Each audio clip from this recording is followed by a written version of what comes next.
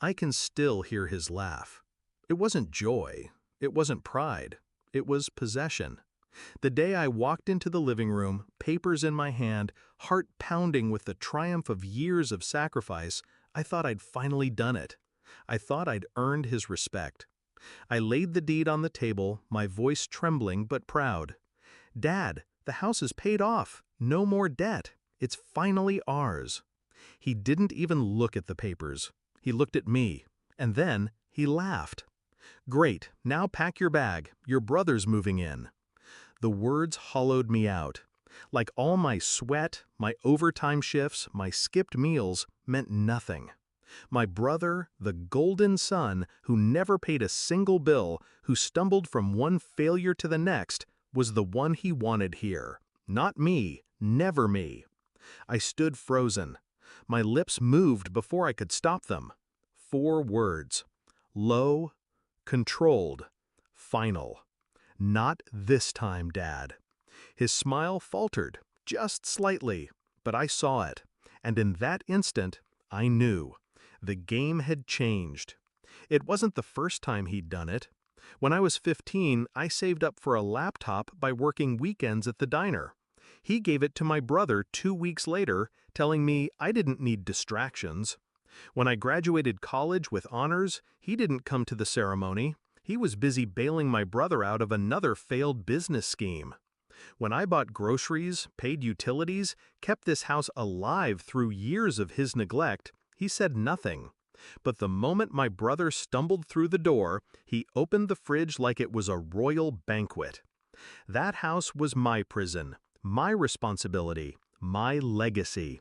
And now it was finally mine, I thought. The shift inside me was quiet. I didn't shout. I didn't cry. I planned. I stayed in my room that night, listening to him chuckle on the phone, no doubt telling my brother the good news.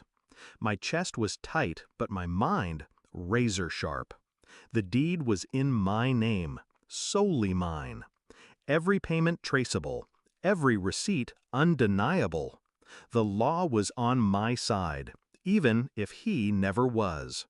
He thought control was permanent, that I'd always bend, always yield.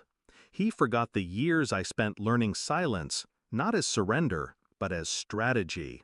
So I gathered what mattered: documents, keys, evidence. I waited for dawn.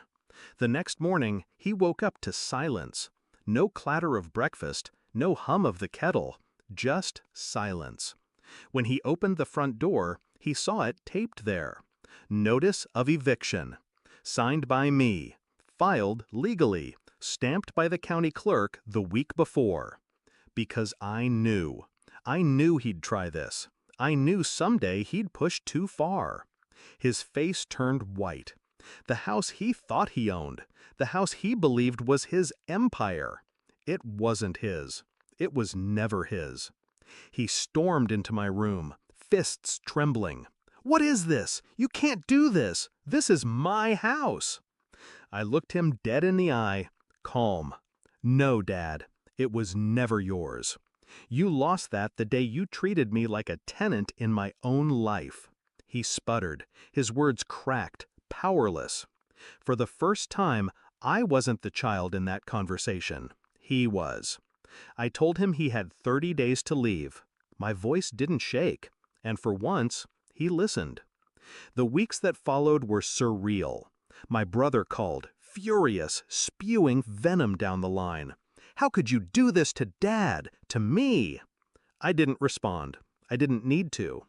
Instead, I walked through the house at night, barefoot on the hardwood floors, breathing in the silence I had bought with my own blood. Every corner whispered freedom. Every room hummed with justice. And I thought about how betrayal doesn't always come from strangers.